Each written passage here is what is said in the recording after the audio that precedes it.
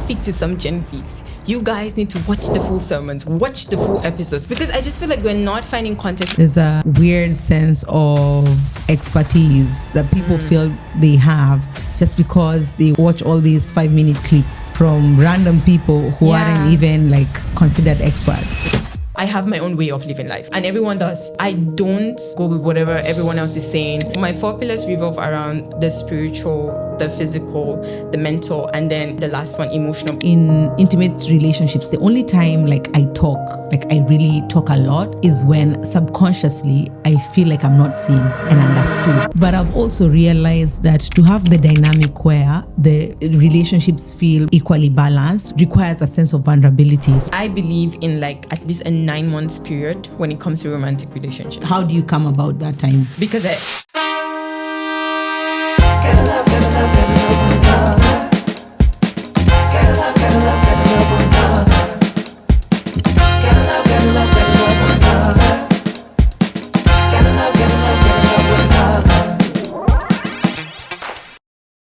Hey guys, welcome once again to the Grace and Ngwa podcast. We're on season 2 and this is episode 5. So I'm glad that you're tuned in. I have a special guest. If you're new here, the Grace and Ngwa podcast is a platform where faith meets real life and purpose turns into influence. We explore kingdom identity, market excellence, and leadership principles that empower you to live holy, spiritually, mentally, and physically. This season, we're focusing on the glow up reset. And so I have a glow up reset master. I'm kidding. But I have someone who really, I think from my view, she's a Gen Z. I basically wore this shirt apparently to blend in. You pulled it off. But I think she embodies an individual who I think puts in a lot of work. And I think I say this to you all the time, but I want you guys she runs her own podcast. She's into a lot of community building within the UAE. She's African and we go to the same church and we are yapping buddies. So I'll let her introduce herself. Yay. Over to you, Madam Courage. Thank you for having me. I felt And her like name you were is reading Courage. and it's my real name. Yeah. I feel like you were reading my CV. Like, Wow. That's nice. Yep. So tell us introduce yourself, maybe what I haven't said. And yeah. Okay, so I'm Cameroonian, and like you said, my name is Courage. Yeah. I've been in the UAE for, let's say, 7 years now, and I cannot believe it every time I say 7 it. years. Yes. Jeez. Just like that. Jeez. Just like that. But it went by like this. But I actually love the experience now more than when I came. So it's been a journey. And yeah, I am 27. I like shouting out my name. Gen Z. Yes. Oh, my age. Yeah. Then you can say clock it. Clock it. Okay. She taught me how to do that today. I love it. Love it. Okay. Yeah, but yeah, that's what I would throw in. Okay. Additional. Okay. So I had you because one, you post a lot around mindfulness, boundaries, and of course, purposeful community building for impact.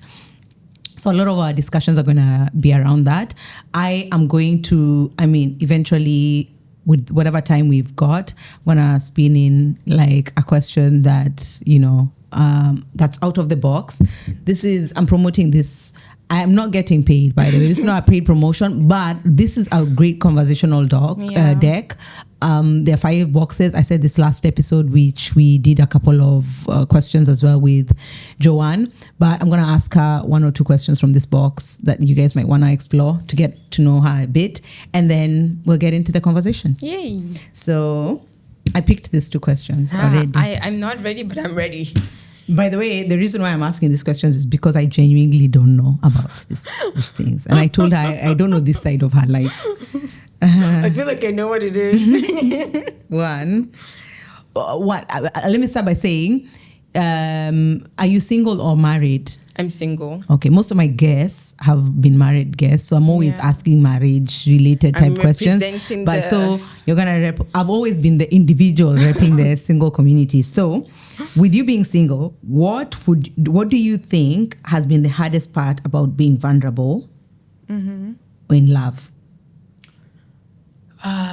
The hardest part about being vulnerable in love, I think, just opening yourself up to someone else and having them meet you where you are, or like fully accept that maybe this is how you think properly, or this is how you see life. Like, because I feel like most of us have an idea of love and what we want and how we want that person to be. So sometimes you getting to meet someone and then pouring out yourself to them, and then they're like, no, you're not what I'm looking for. So I think that openness is something that I feel like it's scary sometimes, especially for me, because I'm a very high functioning person. So I'm like, I have this side, but then I have this side and I have this side. And then So you're saying that like being seen as a high functioning, or being seen as I'm not always high functioning?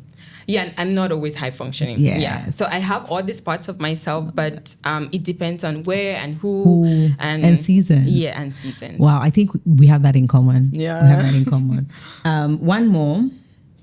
So then in that case, how do you handle being disappointed or let down in love? Ooh. Are we still talking about like romantic relationships? If you've been disappointed in love in any other way, let me know. I think both. Yeah, okay.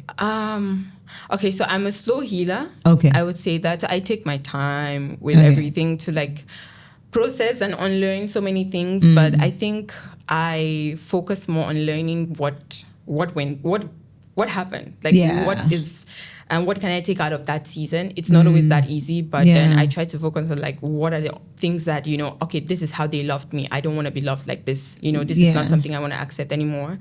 And then, move on with that. Yeah. So just looking at what I would learn from that. Yeah. But then I take my time to process everything. I How don't do you rush do that? it. What are the kind of practical things like you do in terms of like healing as you take your time? What does that look like? I spend time with community. Ooh, that's for me. That's something that's big, Yeah. especially when it comes to like relationships. Yeah. Because Yeah. people break you and people heal you. Yeah. So they hurt you and the clock it. They hurt you and the same other people will heal heal you. you. So Yeah. especially when it comes to people and relationships, I fall back to my community. Yeah. That's top on the list. Now that I think about it, like I think community is the biggest gift like a person would have. Yeah. So those are nice ones. Nice ones. You said you didn't put it under pressure. Yeah. I didn't ask you. No pressure. This was like a very good warm up, I think. Yes, but my question is, since you've been, how long? You said you've been in the UAE. 7 years. 7 years. Yes. Because you do a lot when it comes to community building. Yeah. Take me through your 7-year journey here, and then why get into community building? Because I know we have conversations around this and you say you do it for fun. I've been still processing that. I'm still processing why would someone do this for fun? Because of the amount of work that really goes into it. So I'm asked, that's why I'm asking, like, in your 7-year journey, what got you into this desire and the need to passionately pursue this? Yeah, so for me to tell you this story, I think just to go a little bit back to my past, because I think for me, this is something that I've always been doing. Like back home, I would usually do the community, the events and everything. So moving here, I feel like it took a while for me to get used to the flow of life in Dubai. It's very fast paced. You can see someone today, maybe see them in 3 months. Yeah. And then you just get into seasons. This is one city that will grow you from the inside out more than you would ever think. Yeah. Because there's a mixture of everything: community, loneliness, isolation, and you go through career changes and just so many things are going on. So I got into a state of, I got into a stage of life where there were just two things I thought about. Because it has always been in my heart to start doing events for women, because my content is mostly for women, but men do benefit from it, whatever it is. But there was a stage of life where I realized that, especially when it came to Christian women, most of the Christian women that I was encountering or meeting, there was this level of insecurity that was there. Yes. And most of them were hiding. When it came to their career spaces, they didn't want to, move in front, or I can do the presentation, or I can do this, or even like looking for love in places where they're not supposed to be. Yeah. Because there are no spaces where they're healthy enough to find it. Yes. So I started noticing some of these things, and it just boiled down to the fact that, okay, they said, yes, I know that Jesus died on the cross for me. I know how God created me. We know all the Psalms 169, everything. but then they're not truly living it out. And I'm like, if your father is the creator of the universe, why don't you live like the daughter of a king? And why are you doubt yourself too much? Like, I looked at some lives and I'm like, I don't want that for myself. For sure. Yeah. And then, so, and in a way that was like also messing up with me. Like, when you get what you sit around, you become.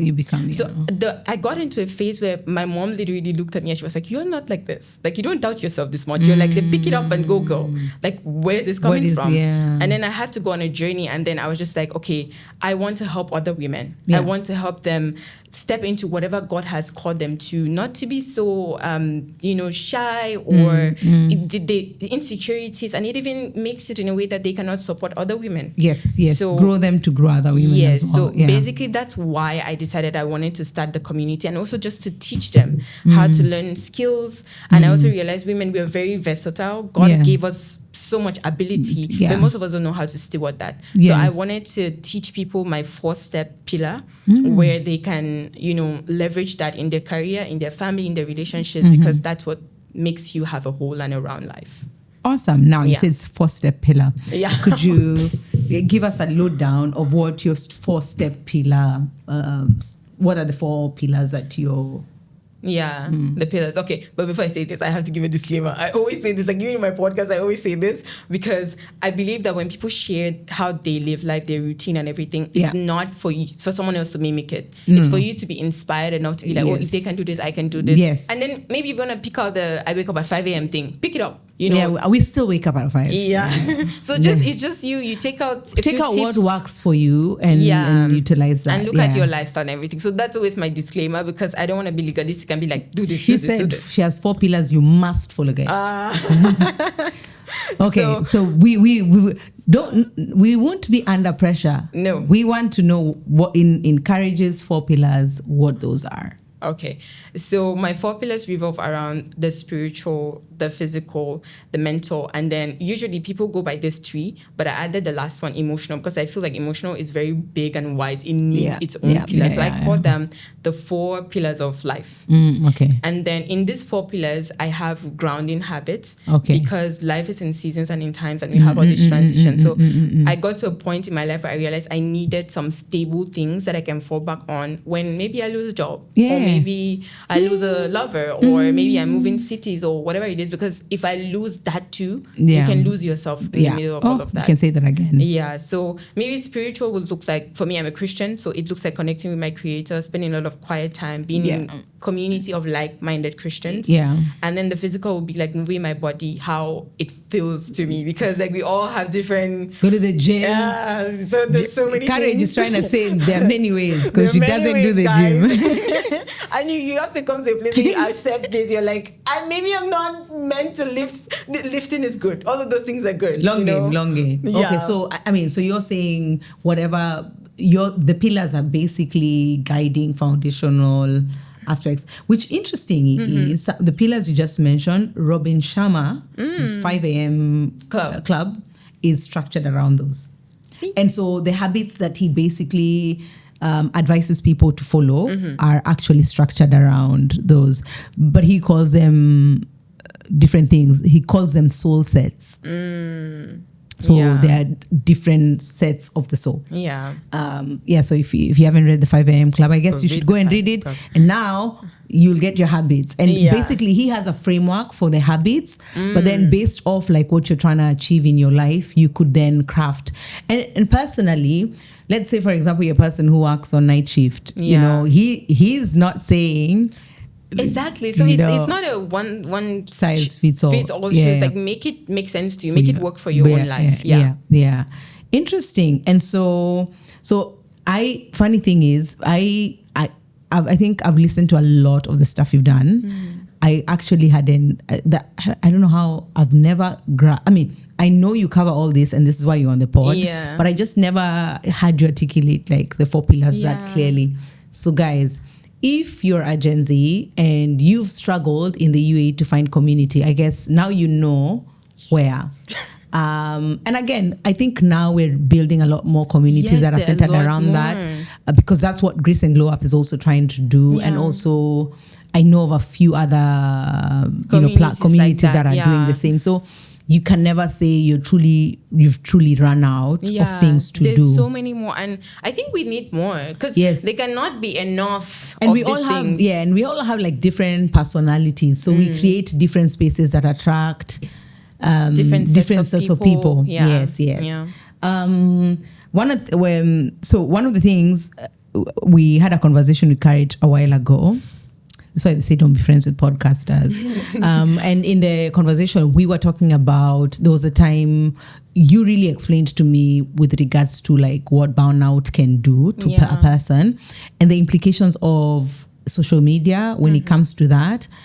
I wanted to understand, one, as a person who runs, how does one get into burnout in a space that supposedly gave them joy? Because you can burn out from things you love. That is a real thing. And because you explained that, and you're like, it was. I was like, come on, you need to still. But you really explained it in a very interesting way, and I wanted you to sort of help paint that picture and how you've navigated that in terms of, okay, fine, this is how someone gets into this situation, and how do you navigate that? I hope I remember what I said to you the last time, but I think right now this is what is coming to me. The perspective now is also fine. Yeah. So I think getting burnt out from something that you once enjoyed or loved, or, okay, maybe talking from my own journey and everything, I think when I experienced burnout was mainly because I think I was trying to do a lot of things for other people more. If you know what I mean. Like, yes. Someone is like, oh, Courage, I need you for this. And I'll be like, okay, Courage, I need you for this. And then I will do this. And so it was mainly that. And then for me, basically, I think when I was like, okay, maybe I cannot really do this. The response that I was getting wasn't really as healthy as I expected. So it was not like people meeting me with like compassion and being like, okay, maybe she really has a lot on her plate. Let me not add this to it. So for me, it was like the exhaustion came from trying to explain myself to people. But that was a few years ago. And then God has, I think it's a journey. You keep growing and learning every day. So I am in a place now where I get to know or just pick out who meets me with empathy when I'm like, I cannot really do this for you. And so for me, that was how I would describe burnout. But it's something that presently now I don't speak over myself because sometimes I think we can misunderstand some of these things. Sometimes you just need a little bit of rest. Maybe you're like on all these platforms, you're doing all these things, you're running everywhere. Just take a nap and just rest.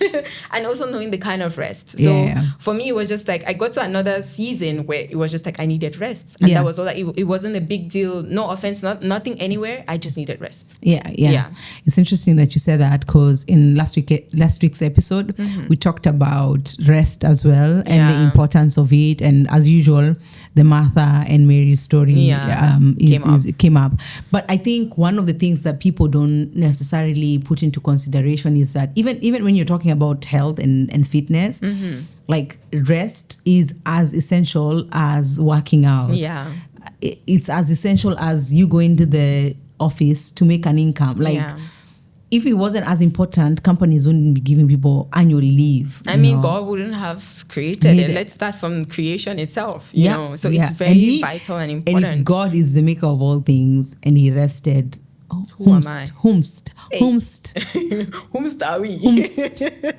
You know, and so sometimes,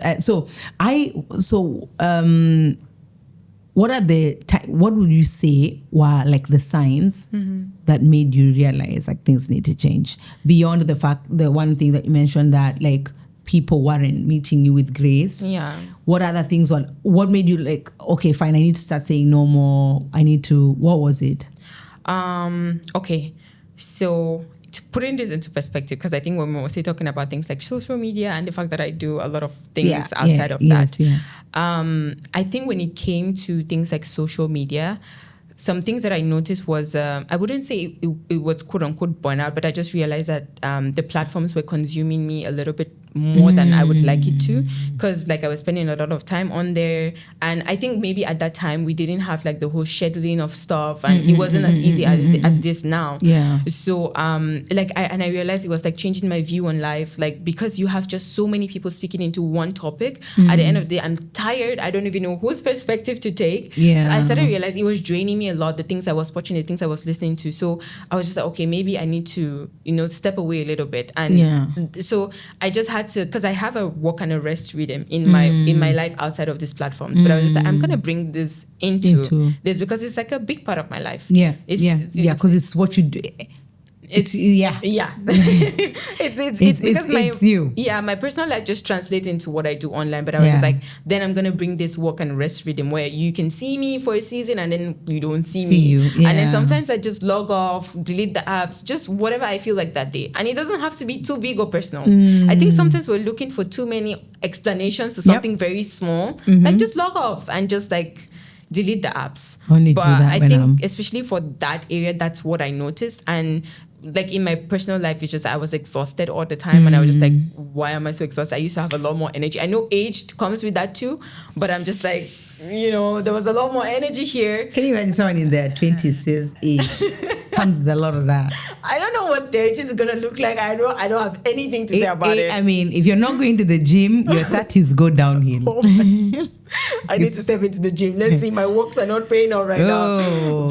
But yeah, so I think for me personally, especially over maybe the last 2 years or one, it's been like a very smooth ride, I would say, because like I've just set a lot of systems in place to protect myself. Like the scripture says, guard your heart. I have these healthy boundaries on myself first.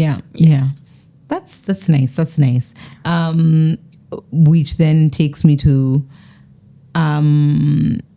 so you said what's your, since you've mentioned like you tend to like take time out and whatever, when you isolate in those seasons when you're like trying to maintain your boundaries and just find your zen, what do you do within those times? What does that phase of you trying to like quiet yourself, what are the kind of things you end up doing when you're not listening to the chatter? And okay, so I live a very boring life. I think I've told you about this. I even went through my day with you and you were like, girl. I live a boring life as well. So I think we all live a normal day-to-day boring life. The online version of what people see is like a curated 2 weekends. Yeah, I know. That happen every 7 weeks, So I say very boring because like for me, the things that I find joy in is like I love a good book. Yes. So that's not boring. Yeah, I would be reading something, or I love spending time with people that I actually want to spend time with. I think for me, that's really, it energizes me a lot because current me gets tired too quickly. And let me put it well, tired is the wrong word. Bored. I get, not bored, I get drained too fast. So if I'm constantly having to talk, I'm just like, okay, this is not going to work out. You know what I mean? She's smiling. She's like, well. Courage, we have 2-hour phone calls.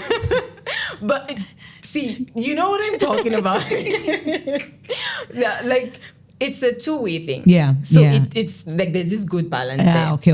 Yeah. So I get what I get what you mean, especially when it feels like I'm pouring more. Out. Yeah. So I'm just like, I get very tired of that. So current me cannot take all of that. So for me right now, I pick the places I go to, pick the people I hang out with. Not that I like some people more than some people. No, it's just that this is what I can do right now. So I'm going to do just that and not try to do everything else. Because it's the dynamic of the relationship that's setting things into perspective. Yeah, I read. I love going for walks and spending time in community and just really investing in myself. I love to invest in myself, especially in my mind. That's like a big thing. I think for me. like what would you say, like personally, because I say like one of the things, like my impulse buying, even when like money is not like looking nice, I'll spend money on a random book just cause I'm like, wait, this book, see, the conversations around the book seem to be like sparking, and I'm like, I want to know. I'm like this because I'm not really, just because we're talking about social media. I don't get overly excited by just like a reel. I'm like, I'm captivated, but I'm like, this person for sure had more to say than was like on the reel. To it. Yes, and you can't chat GPT that stuff. You cannot. You can't chat GPT. And that is something that I'd say, okay, I'm a Gen Z. Yeah. Let's speak to some Gen Zs. You guys need to watch the full sermons, watch the full episodes, like read the full book. Read the full book, because I just feel like we're not finding context. We're too lazy, and then we're judging people based off of a 30-minute reel. Yeah. Like, what are we doing? We're lacking context, no meaningful engagement. Yeah. And then I think there's a weird sense of expertise that people feel they have just because they watch all these 5-minute clips from random people who aren't even like considered experts like in a subject, you know. I'm like, do a bit of research. I think you said about pouring out, it's reminded me, one of the things that I think I find exhausted, especially when like meeting people and setting up like time to hang out with people, is you know, when you go to a conversation and you feel like half of the majority of the conversation was you educating. The first time it feels empowering. You're like, oh my God, I feel so good. Like, you know, I shared. But like, if this is a recurring dynamic, I'm like, I want to see you in the next 5 months. So I'm recovered enough, and then I'll take the next 5 months to recover I'm going to learn some more and come and meet you. And then the other version is like meeting people who you've spent so much time like gaining knowledge, perspective, researching, and then they just argue based off 5-minute reels in a conversation. And you can know. Yes. And I'm like, bruh, like just go and read and then let's revisit this conversation. Because they throughout the conversation, like, tell me where you saw that. Hey, show me you're generalizing. But I think there's just something that I want to quickly speak into, you know, just us talking about this pouring in and then you feeling, I think when people say that, sometimes there's this, it could come off the wrong way also, because someone could be offended and be like, oh, so I'm draining you and I'm this. But I think like it's something that you need to sit with yourself, like all of us, whether you think you're pouring or you're not pouring, you just sit with yourself. Am I a good listener? Because why there's always that imbalance is because someone is speaking more than someone is. And when you're even listening, are you listening to give the right response, or are you just listening to comprehend? Yeah, so and also personality. And also personality. Yeah. Personally, I used to think when I was growing up, like, you know, as a child, they'd always say, Ivy talks a lot, man. Like, and I used to take it as though it's a bad thing, like to talk a lot. But what I've come to realize is I appreciate. It's a gift. One, it is a gift to be able to hold a room. Take me to a boring crowd and I'm gonna hold it down.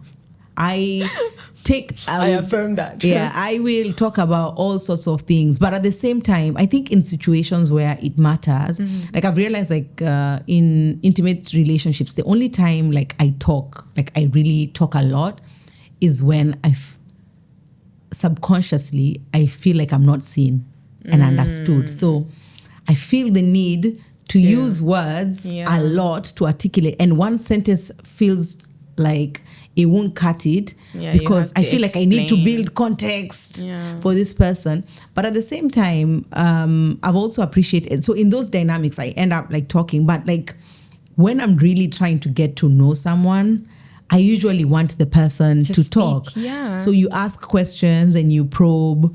And so based off what you just said, I have learned the dynamics where I go to that I listen. Because those people have, I'm sure they leave thinking, oh my God, like I poured into Ivy. Yeah. But you're like, I was listening. But at the same time, and I guess maybe in terms of conversation, I just hold conversations differently.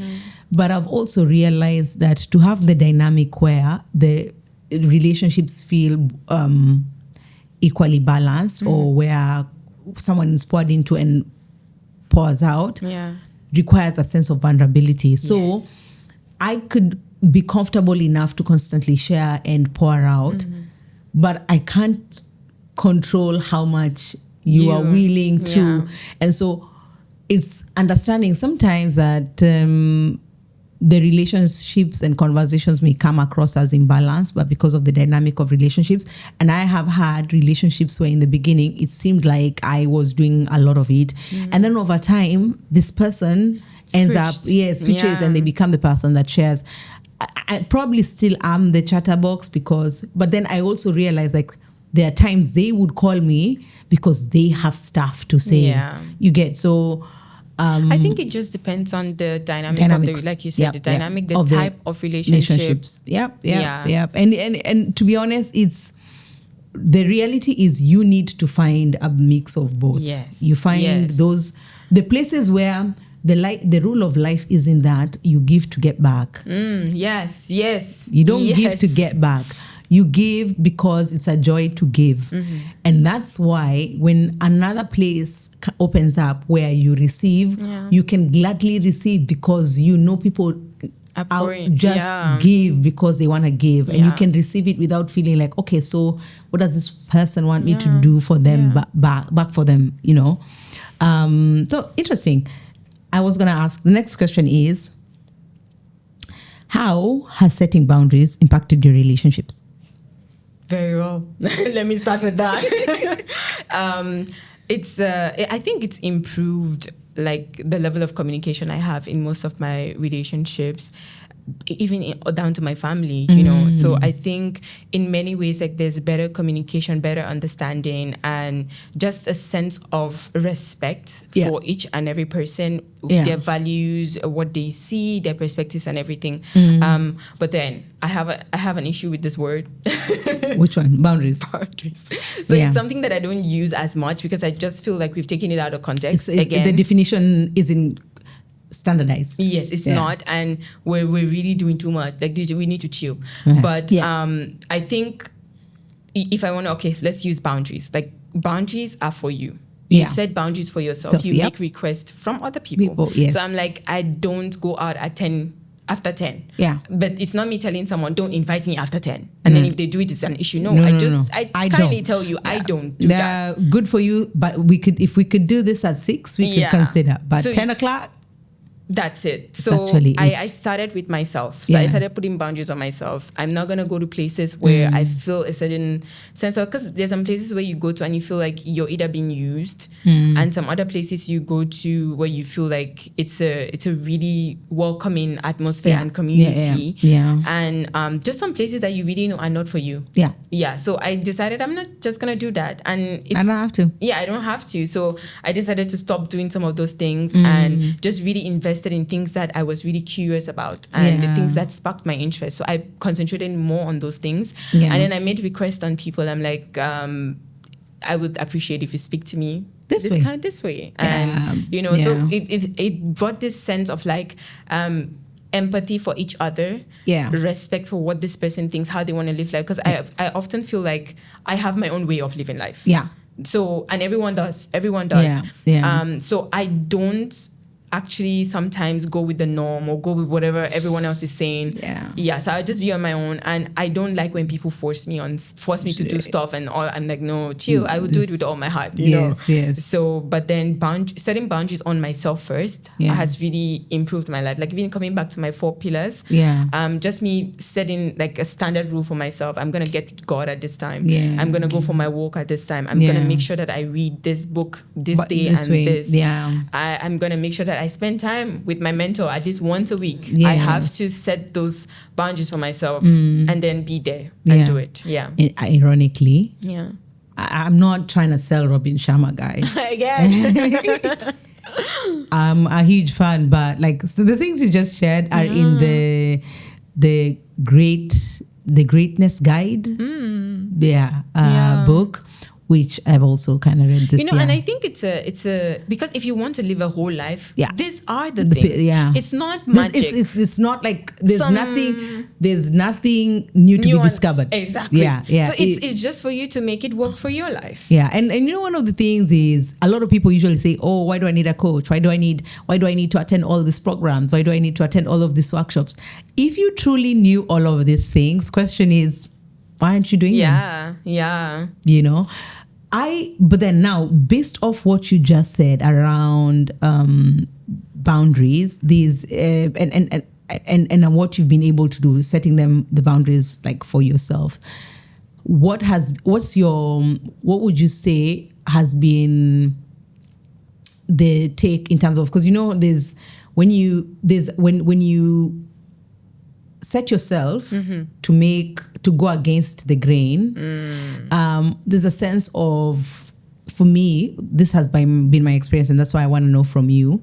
There's like a window of like isolation, because you kind of weed out a lot of people, because lifestyle sort of like attracts people who are structured around that particular lifestyle.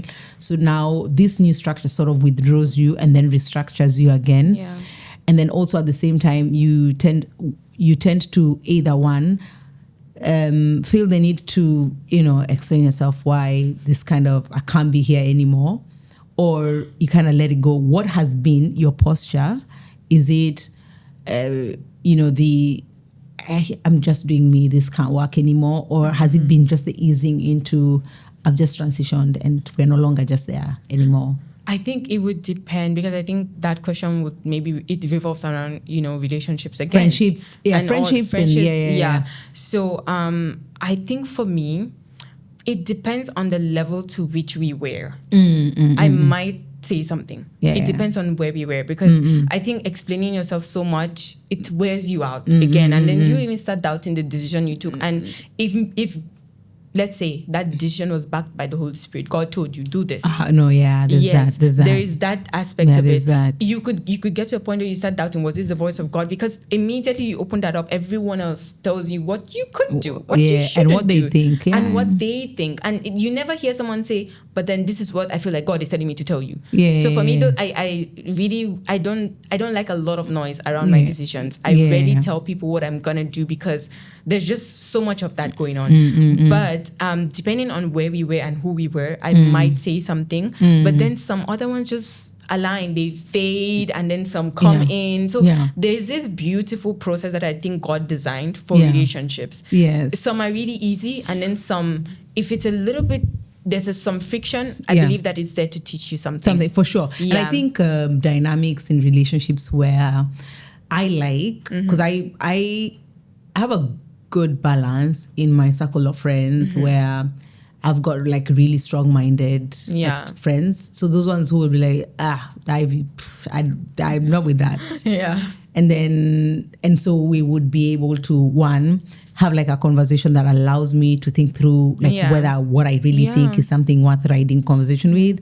And then, we need those voices. You actually need those sound voices in your life. Yes. And so, and the reason why I genuinely do appreciate that is, even in my accountability, there's a group of friends that I have that we've agreed, when it comes to say matters like relationships or whatever, we've agreed that if I'm going to date somebody, we talk about it.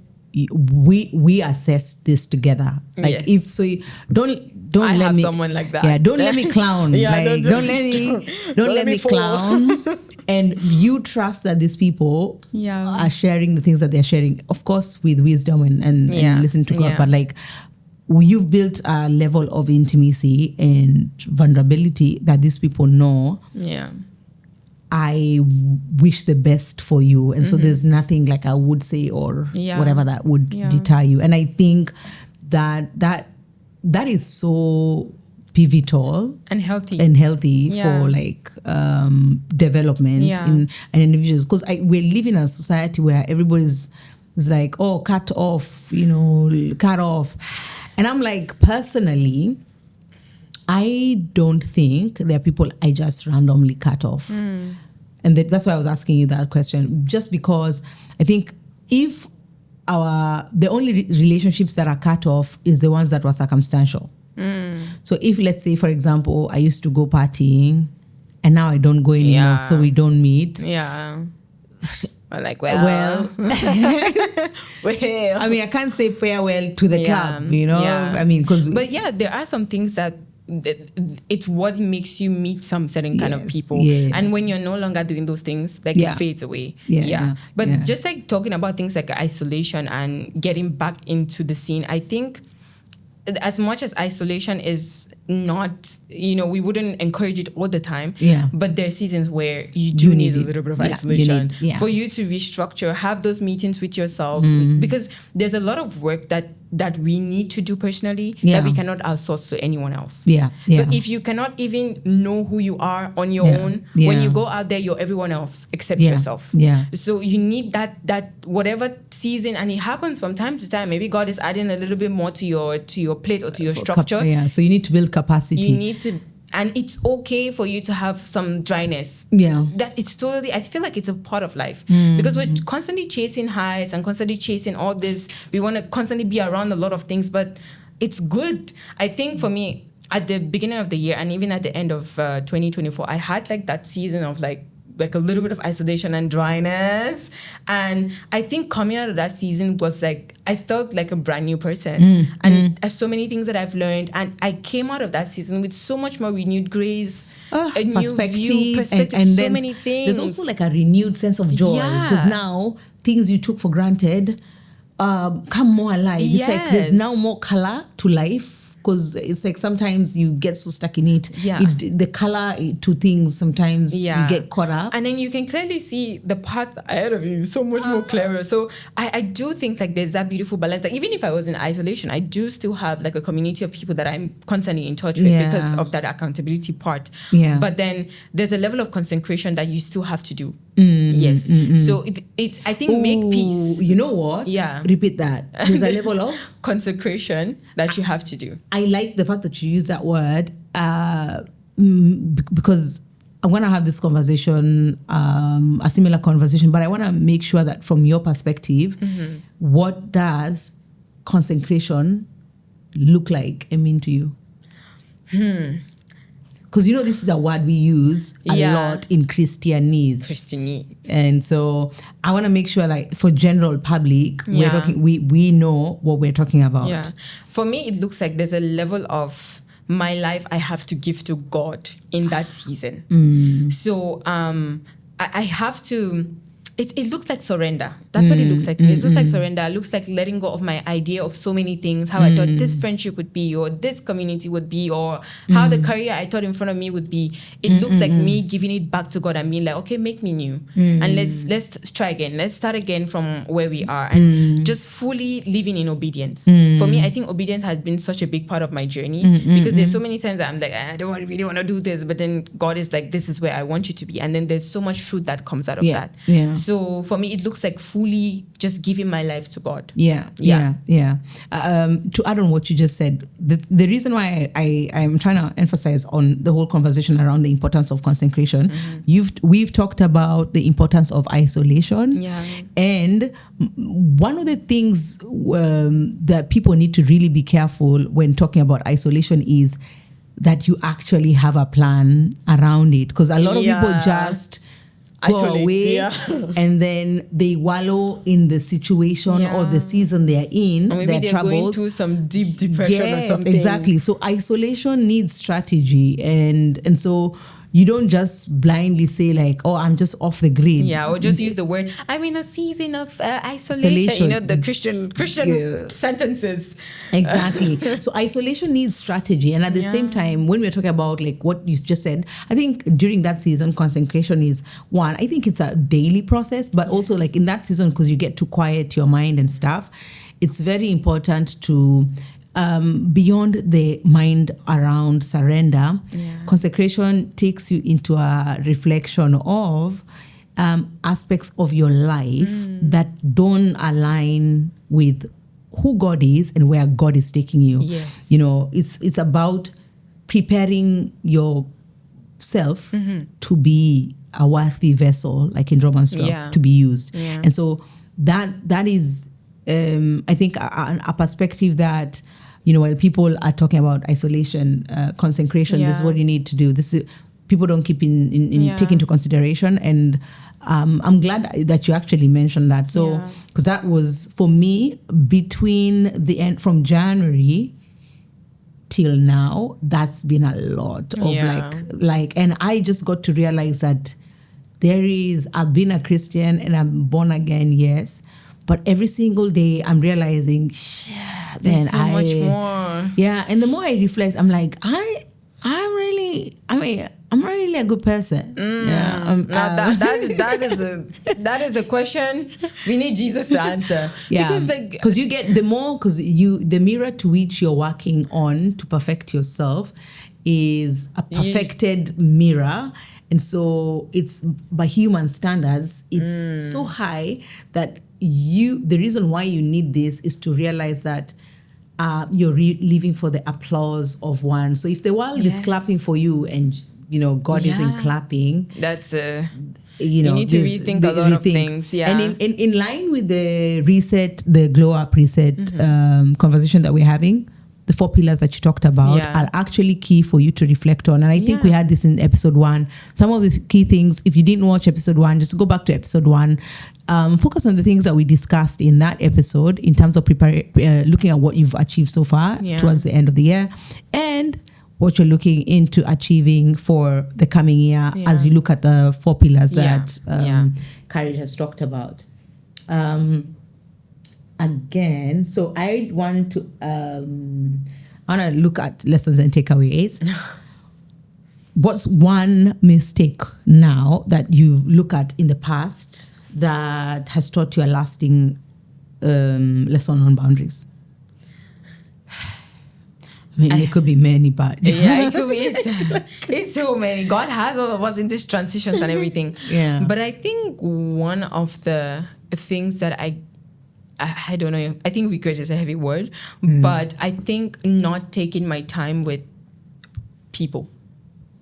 Yeah, I'm gonna explain a little bit because I think, but this is based off on like the way I grew up and just how I thought community was and how you treat the people that you love and you're invested in and all these things. Yes, there are seasons in life where you can just easily pick up and help people and do other things. But I do think that with some intimate relationships in your life, you need to actually let time take its course. Even if it's 1 or 2 years, it's okay. Then you guys can actually be friends. Me seeing someone 4 times a year doesn't actually mean we're friends. So Courage, we see each other sometimes.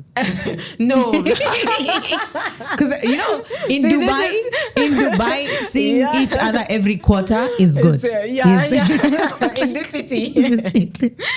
But I get what you mean. I get what I mean. Like, but then just like really taking my time with relationships because I just felt like some relationship that I rushed with them. Oh my goodness, they fell as fast as anything you could say the word fast. They were love bomb type relationships. So like just taking my time with people, with myself to getting to understand them better and just let me see them in all seasons. Let them see me in all seasons. Yeah. So taking my time with people. And that's like the way I live my life now. Like I'm like, okay, we don't just meet in the lobby. Let's meet again. A question, since you just said that, do you think, this is your perspective, do you think that even in the quest to love, that you need to experience someone in all seasons before you make a commitment?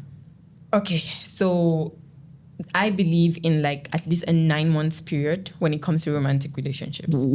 How do you come about that time? Because I get to see them in all seasons. 9 months doesn't cover it, but it covers some seasons, But I just also think like this is what I think now. But then I think God has a beautiful way of writing all of our stories. You can meet someone 2, 3 months, 6 months. That's the reason why I'm asking. That's the reason why I'm asking with the reason why I asked you this question, and I really wanted to get your perspective because it's solid, and a lot of people ride on the how people say time reveals things. I don't entirely believe in it. So I used to believe like time is a healer. Time reveals all things. Oh, that time is a healer when I don't. So, and it's the same thing that when it comes to time reveals things. I think intentionality is what does that. So like if you meet someone, so the reason why people feel like, I need like a lengthy amount of time for anything is because we live in a world where we believe that people don't come up front and that people aren't honest and transparent. So we need life to test experiences, While that is true, one of the things that I've also learned is someone can have an amazing year. And then the next one. And then you could have a great swing at life. Like, how someone has like a great 2 years, 3 years of their life. And then after the 7th year, someone loses their job and loses their family member. That person is a completely different person. You in 9 months, for example, you will not see someone going through grief. Yes. You'll not see someone going through loss. I mean, you don't expect someone to get fired every year. Yeah. You won't see someone, the things you might experience is someone getting upset. Yeah. And even then, the dynamics look different. Yeah. Because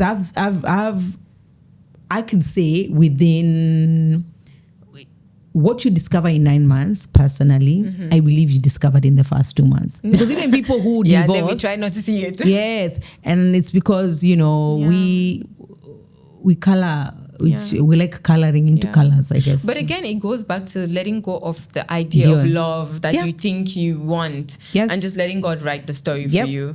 And like when it comes to like the whole thing where you talked about like maybe relationships or people or whatever, I think it's just having important conversations. Yes, like uncomfortable ones, especially. So for me, even if like I'm taking my time with people, I'm taking my time. What I mean by that is like I'm not rushing to overdo things. Like in the next minute we're like this and this and no. I'm actually just gonna let things play out, but then we're gonna be intentional with some certain kind of things. But we will have however they go, you don't rush them to categorize them into something. That thing I don't like it. Like let's properly assess the relationship and see how it goes. You know what? You just said something that we discussed in last week's episode. And one of the questions we were talking about, and we ended up having last week's questions got us into like really interesting discussions. But one of the things Joanne and I were talking about was the idea of how, depending on personalities and the kind of upbringing, there are people who feel the need to like. So if someone shows the interest or someone doesn't like me, like I need to work to like. So you're like, oh, let's go on this day. Let me buy you something. Let me unlearn whatever. That. Just today, if you're hearing that you just start unlearning it right now. And there was a video that recently was shared by one of the Kenyan podcasters. Her name is Jules, and she just said like she was explaining her experience around, how she had to like unlearn some of these things, and she would constantly like work to like get someone to like approve her, and then constantly like undermine, and you sit in it for long, and then in future you're thinking like, what? Yeah, and now she's recovered. Like she's like, I'm a recovering people pleaser is the way she said it, and she's like, what she's just saying basically is liberate yourself. Yes. From that kind of dynamic, because the truth is you will be loved. Yeah. Anyway. Yeah. So with that, what are your key takeaways from everything that we've discussed? What if you were to tell a Gen Z? Because I mean, I say Gen Z because I'm trying to. What's one thing that you would give someone as a takeaway from today's conversation, or something that you would give someone who's trying to build a more holistic life as a takeaway?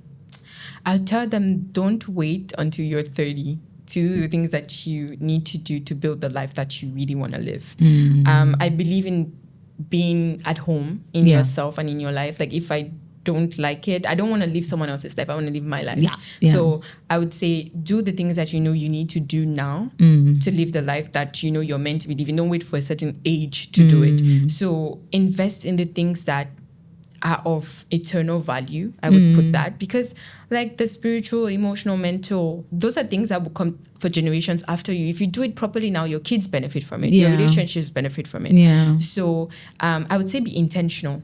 Don't let anyone make you feel like, oh, you're too young, you can wait a little bit. Don't wait. Do it. And just don't think too much. I think some of us, we think too much. We're like, I should get it right. Let me have this perfect picture. Don't think, like just do it as fast as long as this is the right thing for me to do. Go ahead and you'll figure it out on the way. Yes. So don't wait, don't think, invest in the things that you need to be investing in. And you are one of them. You need to start with you, because if you don't love yourself, very difficult for anyone else to do that. If you don't respect yourself, no one's gonna do it. This is and even if they do, you're not even gonna see that they're respecting you, because you don't even respect yourself. So you have to own the versatileness that God has made you in. Like even if you have all these different functions and everything, show up in all of that.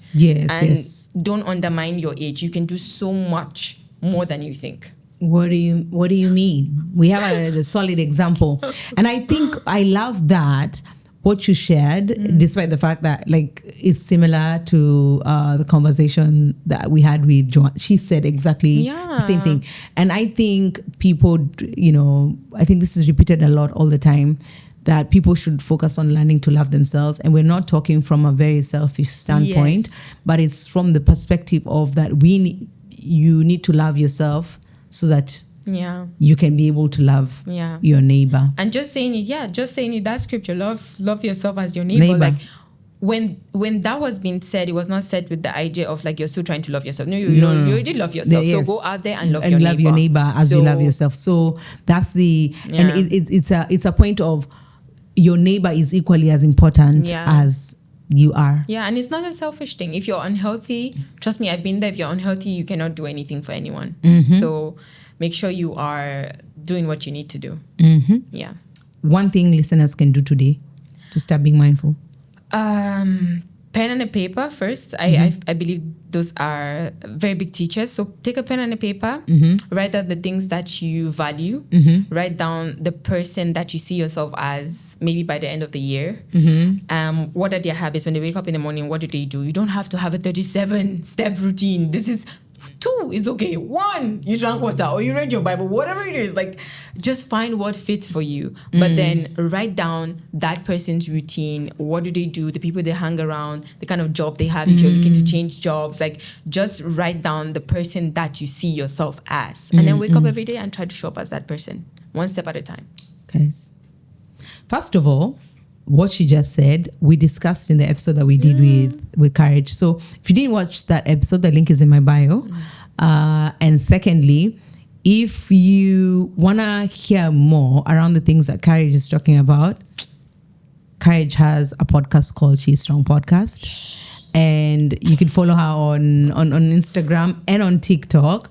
Connect, stay plugged in. She recently did an event last week with Nita. I mean, honestly, the amount of work Courage does in the back end, considering the fact that I do a podcast every week and then I see the amount of work, I now know that it's no easy call. So I'm so proud of you, and I'm glad you took the time to come and join me and be here and be my guest. I was your guest, so now it's nice to be. It's nice to be on this end of the whole time. Like, I don't have to think about anything. I just come here and just go. So yeah, it's really been great. So I hope that we could build community and continue to stay grounded and aim to finish strong this year and start better in 2026. It just feels weird. As I'm recording this, is a little bit earlier on in the year. So it feels like saying this as though the year's ending is weird. But looking to make sure that we build better and stronger in 2026. Yes. So like, share, subscribe. Once again, if you haven't gotten access to these cards, the link to Franklin's Instagram page is here on the description box. So please get yourself some. And then as well, I keep saying like, share and subscribe, but I really want to keep the lights on. So please allow me do that by, supporting in whatever way. I am trying to find ways to also ensure that some of the conversations that we have here and stories that we do share can be in long form, but I need to see that there is actually engagement in this short conversation. So love you guys and cha-cha. Bye.